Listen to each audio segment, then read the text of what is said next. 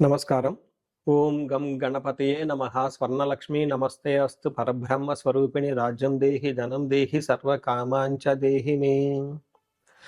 అందరికీ స్వర్ణలక్ష్మి అమ్మవారు ఎప్పుడు ప్రతి నిమిషం సంతోషంగా ఉండే విధంగా, చక్కగా నవ్వుతూ ఉండే విధంగా, ఆనందభరితంగా ఉండే విధంగా మనల్ని అనుగ్రహించాలని, అంతేకాకుండా మనందరికీ రాజ్యాధికారం ఉండే విధంగా అనుగ్రహించాలని, అమ్మవారు మనందరికీ సమృద్ధిగా ధనం ఇవ్వాలని, అంతేకాకుండా ప్రతి ఒక్కళ్ళకి వాళ్ళ మనసులో ఉన్న కోరిక తక్షణమే నెరవేర్చే విధంగా అమ్మవారికి మనకు ఆశీర్వాదం ఉండాలని చెప్పేసి కోరుకుంటూ ముందుకెళ్దాం. ఈరోజు మనం చెప్పుకోబోయే విషయం ఏంటంటే, కుజుడు వచ్చేటప్పటికి మిథున రాశిలో ప్రవేశిస్తున్నాడు. ఆగస్టు 2వ తారీఖు నుంచి సెప్టెంబర్ 18th వరకు వాళ్ళు ఆ మిథున రాశిలోనే ఉండటం జరుగుతూ ఉంటుంది. తద్వారా 12 రాశుల వారికి చాలా విషయాల్లో అనేక రకాలైన మార్పులు చేర్పులు వచ్చే అవకాశం ఎక్కువగా ఉంటుంది.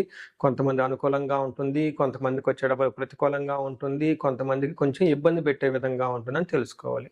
కుజుడు వచ్చేటప్పటికి ధైర్యానికి, పరాక్రమానికి, హీరోయిజానికి సంబంధించిన గ్రహము.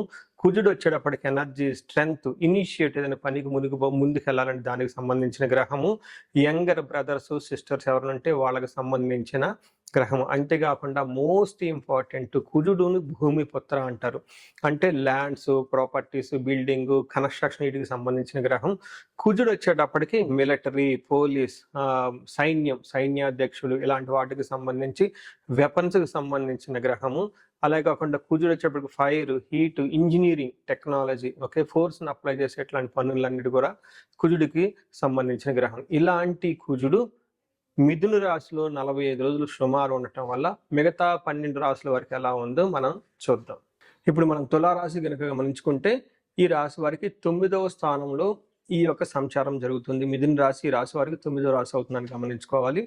వీళ్ళకి ఈ యొక్క 9వ రాశిలో అదృష్టం గురించి, అంటే ఏదైనా గనక అన్ఎక్స్పెక్టెడ్గా అవకాశాలు వచ్చే అవకాశం ఉన్నా, వేరే పెద్దవాళ్ళ దగ్గర నుంచి గైడెన్స్ రావాలన్నా, మీరు ఫ్యూచర్లో అప్పటిదాకా ఏదైనా గనక విషయం గురించి వెయిట్ చేస్తూ ఉంటే ఇట్లాంటి విషయాల్లోనూ, తండ్రికి సంబంధించిన వ్యవహారాల్లోనూ, గురువుకి సంబంధించిన వ్యవహారాల్లోనూ, హయ్యర్ ఎడ్యుకేషన్ అంటే పోస్ట్ గ్రాడ్యుయేషన్, పిహెచ్డికి సంబంధించిన వాటితో విషయాలతో పాటు తీర్థయాత్రలు చేయాలన్నా, ఆధ్యాత్మికంగా ఉండాలని, అంతేకాకుండా మీకు రావాల్సిన లక్ వీటికి సంబంధించిన వ్యవహారాలతో పాటు బాగా దూర ప్రయాణాలు చేయాలనుకుంటే, ఫారిన్ ట్రావెల్స్ ఇలాంటివి చేయాలి అనుకునే వాళ్ళకి చాలా విషయాల్లో ఒక చలనం వస్తుంది. ముందుకెళ్లే అవకాశం, పనులన్నీ ఉంటుంది. కొంచెం కష్టపడితే ఇందాక చెప్పుకునే విషయాల్లో అన్ని విషయాల్లో అనుకూలంగా ఉండే అవకాశం ఎక్కువగా ఉంటుంది. మనకి ఏం చెప్తారంటే, సంస్కృతంలో ఒక శ్లోకం కూడా చెప్పారు. ఎప్పుడైతే 9వ స్థానంలో కుజుడు ఉంటారో, అశనాచ్చ ధనశూన్యం శోషణం దేహ పీడనం స్థాననాశనం విరోధచ్చ నవమస్తే భవేత్ సుతే అని చెప్తారు. అంటే ఈ టైంలో అన్న వస్త్రాదులకు కూడా కొంచెం కటకటలాడే అవకాశం ఎక్కువగా ఉంటుంది. శారీరకంగా కొంచెం టైర్డ్నెస్గా ఎక్కువగా ఉంటారు, వీక్గా ఉండే అవకాశం ఎక్కువగా ఉంటుంది. శరీరం అంతా ఎండిపోయినట్లు ఉంటుంది. అంతేకాకుండా స్థాననాశనం అంటే మీరు యొక్క పదవిలో, పోస్ట్లో వాటిలో కొంచెం ఇబ్బందులు పడే అవకాశం ఎక్కువగా ఉంటుందని గమనించాలి. అనవసరంగా మనం అనుకున్న పనులు జరగక, అంటే మీరు ఇప్పటిదాకా ఏదైనా జరగాలి అని, జరుగుతాయి అని ఒక నమ్మకంతో ఉంటే అట్లాంటి పనులు జరగక ఇబ్బందులు పడే అవకాశం ఎక్కువగా ఉంటుంది. వీటితో పాటుగా చాలా ఎక్కువగా ఖర్చులు అయ్యే అవకాశం ఎక్కువగా ఉంటుంది. విపరీతమైన ఖర్చులు చేస్తూ ఉంటాయి. తర్వాత శత్రువుల ద్వారా విపరీతమైన ప్రెషర్ ఎక్కువగా ఉంటుంది. వాళ్ళు మిమ్మల్ని ప్రతి విషయాలు ఆటంకపరుస్తూ ఉంటారని గమనించాలి. వీటితో పాటుగా కడుపులో నొప్పి, స్టమక్ పెయిన్స్ అంటారు, ఇవి వచ్చే అవకాశం కూడా ఎక్కువ ఉంటుందని గమనించాలి. చూశారు కదండి, కుజుడు 9వ స్థానంలో ఉండటంతో కొన్ని విషయాల్లో కొంచెం స్ట్రెస్ఫుల్గా ఉంటుందని గమనించి, తదనుగుణంగా చక్కగా మంచి నిర్ణయాలు తీసుకొని చక్కగా ప్లాన్ చేసుకుంటే బాగుంటుందని గమనించాలి. మనం ఈ రాశి వారికి పరిహారాలు చూసుకుంటే, ఇందులో పరిహారాలు 2-3 రకాలుగా చెప్తానండి. ఒకటి సెల్ఫ్ రెమెడీస్, మీరు చెప్పుకునే పరిహారాలు చెప్తాను. రెండో పరిహారం మీరు గమనించుకుంటే, ఈ యొక్క శ్రావణ మాసాన్ని దృష్టిలో పెట్టుకొని ఈ శ్రావణ మాసాన్ని ఎలా సద్వినియోగం చేసుకోవాలో దాని గురించి పరిహారాలు చెప్తాను. తర్వాత విశేష పరిహారాలు ఉన్నట్టు మీ యొక్క ఇండివిడ్యువల్ జాతకానికి సంబంధించిన పరిహారాలు 3 లెవెల్లో పరిహారాలు చెప్తాను. ఫస్ట్ ఏంటంటే, మనకు శ్రావణ మాసం వస్తుంది కాబట్టి ఈ శ్రావణ మాసాన్ని మనం సద్వినియోగం చేసుకునే విధంగా స్వర్ణలక్ష్మి విశేష హోమం అనేది ఒక హోమం జరుగుతూ ఉంటుంది. ఎవరైనా గనక, అది నా సమక్షంలో జరుగుతూ ఉంటుంది, ఎవరికైతే 16 మంది లక్ష్మీలు కావాలి. సిద్ధలక్ష్మి, మోష్టలక్ష్మి, ఇష్టలక్ష్మి, గజలక్ష్మి ఇలా అనేక మంది లక్ష్మీల యొక్క కటాక్షం మీకు కావాలనుకుంటే స్వర్ణలక్ష్మి విశేష హోమం జరుగుతూ ఉంటుంది. ఇక్కడ స్వర్ణలక్ష్మి అమ్మవారి దేనికి ప్రతీక అంటే మీ యొక్క సంపదలకి విలువ పెరగటానికి స్వర్ణలక్ష్మి అంటారు.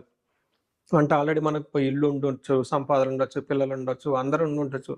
అయితే వాటికి విలువ ఇంకా పెరగటానికి కావాల్సిన ఒక శక్తి అమ్మవారిని స్వర్ణలక్ష్మి అంటారు. ఈ యొక్క స్వర్ణలక్ష్మి విశేష పూజ చేయడం జరుగుతుంటుంది. అమ్మవారికి ఎంతో ఇష్టమైన తామర పూలతో ఈ యొక్క హోమం చేయటం జరుగుతూ ఉంటుంది. అమ్మవారికి ఇష్టమైన అనేక పుణ్య ద్రవ్యాలు మొత్తం ఈ పూజ సామాగ్రి వాడటం జరుగుతుంటుంది. ఇది అయిపోయిన తర్వాత ప్రతి ఒక్కరికి 3 వెండి కాయిన్స్ ఇవ్వడం జరుగుతుంటుంది. ఒకటి బీరువాలో పెట్టుకోవడానికి, ఒకటి మీ పర్సులో పెట్టుకోవడానికి, ఒకటి పారే నీళ్ళల్లో డ్రాప్ చేయటానికి. ఇలా ఒక కుబేర మూటని కూడా ఇవ్వటం కూడా జరుగుతూ ఉంటుంది. ఇది గ్రూప్గా సామూహికంగా చేయటం జరుగుతూ ఉంటుంది. దీన్ని అందరూ సద్వినియోగం చేసుకోవాలని చెప్పేసి నేను కోరుకుంటున్నాను. నెక్స్ట్ రెమెడీస్, ఈ కుజుడికి సంబంధించిన ఇంట్లో చేసుకునే రెమెడీస్ ఏంటంటే, ఫస్ట్ కందులు 1 కేజీ దానం ఇవ్వగలిగితే చాలా బాగుంటుంది. సుబ్రహ్మణ్యేశ్వర స్వామి భుజంగ స్తోత్రం చదివితే ఇంకా చాలా బాగుంటుంది. ఎవరైనా గనక ఇంకా ఆంజనేయ స్వామి గుడికి వెళ్ళి మంగళవారం గనక ఆకు పూజతో గనక పూజ చేయించగలిగితే ఇంకా బాగుంటుంది. ఇవి సెల్ఫ్ రెమెడీస్ అని చెప్పుకోవచ్చు.